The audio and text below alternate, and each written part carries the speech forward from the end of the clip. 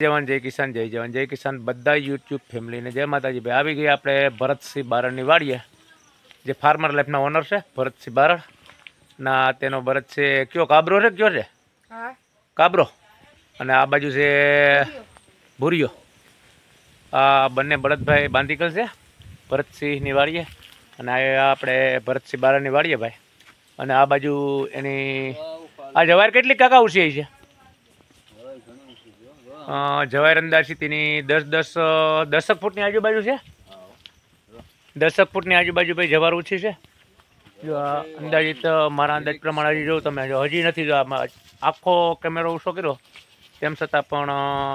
જવાર હજી મારાથી તો બહુ ઓછી દેખાય હું તમને પાછળનો કેમેરો કરીને પણ બતાવું તો વિડીયોમાં બન્યા રહેજો લાઈક કોમેન્ટ સબસ્ક્રાઈબ કરવાનું ભૂલતા નહીં જગતનો તાત ખેડૂત ચેનલ જય જવાન જય મેં તમને કીધું હતું રે તે રીતે આ લોકોએ લગભગ ત્યાંથી આપણે સૂત્રાપાડા ફાઉન્ડેશનમાંથી મગાવી હતી કે સૂત્રાપાડા ફાઉન્ડેશનમાંથી આ મગાવી કરશે આ ભીંડાનું પણ બિયારણ જ છે કે અને આ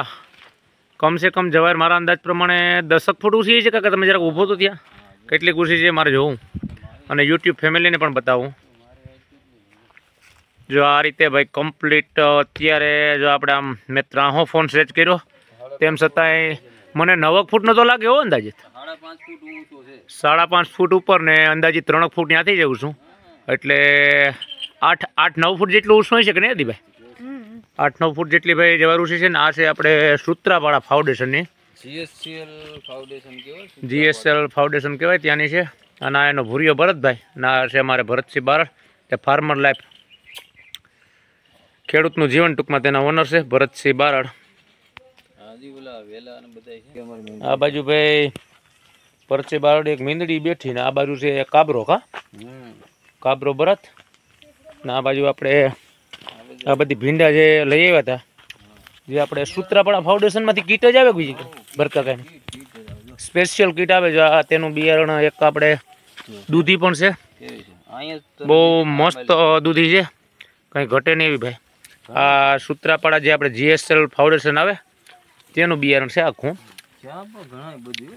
ભીંડામાં બહુ વ્યવસ્થિત ભીંડા ભાઈ જામમાં વર્ગી જાય ને જો આમાં શરૂઆત થઈ ગઈ ભાઈ શીશાની ને બહુ જોરદાર અંદર પણ છે જો આ રીતે અદીભાઈ પણ એક બતાવે ભાઈ આપણે દૂધી જો આ રીતે આ દૂધી અંદાજિત કેવડી થતી છે ભરતકાકા અંદાજિત ઈ 1.5-2 પણ મારા અંદાજ પ્રમાણે હજી મોટી થતી હશે અને હવે આપણે આગળ એ વિડીયોમાં બન્યા રહેજો ભરતસિંહ બારડની માંડવી પણ કઈ રીતે છે મગફળી છે 37 નંબરની મગફળી છે ને જો આ જવાય મેં તમને આગળ બતાવી દે 10 ફૂટ 8-8 9-9 10 ફૂટ જેટલી ઊંચી છે અને આ છે એનો ભૂરિયો બળદ જે આપણે કહીએ તે 3 વાટ આવે આમાં કા રીમેક્સ કંપની છે ને 3 વાટ છે આ જવારના અને 8-8 9-9 ફૂટ જેટલી ઊંચી જાય ભાઈ જવાર એ જવાર છે અને આ બાજુ એનો બગીચો આવી ગયો અત્યારે બગીચામાં તો કંઈ ના હોય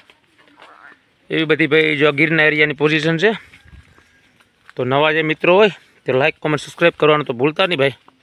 જગતનો તાત ખેડૂત ચેનલને આવી ગઈ તેની મગફળીને દિવસ અંદાજિત કેટલા થઈ જાય છે 78 દિવસનો મને અંદાજ છે પરસાયો પણ એકદમ અમારો પડે ભાઈ મગફળીમાં તેનું કારણ છે કે સૂર્યદાદા અત્યારે આથમવાની દિશામાં છે તેના માટે એક દી એટલે 24 તારીખે હોય તમારે વાવણી એકાદું ડારું ઉપાડો છે 80 દિવસની આજુબાજુ મગફળી થઈ અને તુવેર થઈ જાય છે મારા અંદાજ પ્રમાણે 37-38 દિવસ થઈ જાય છે કાકા કે 40 દિવસ પૂરા થઈ જાય છે 40 દિવસની આજુબાજુ થયા હવે મગફળી પણ કેવી છે ભરતસિંહ બારડની એ આપણે જોઈએ એકાદું ઉપાડો તો ખ્યાલ પડે કે આપણે આ ગીર એરિયામાં કેવી મગફળી થાય 37 નંબર મગફળી ભાઈ જો અત્યારે ઉપાડે મગફળીનો ફાલ આપણે જોઈએ આજ ફાર્મર લાઈફના ઓનર ભરતસિંહ બારડની નો કે કેવીક મગફળી છે ને આ લોકોએ કેવીક મહેનત કરી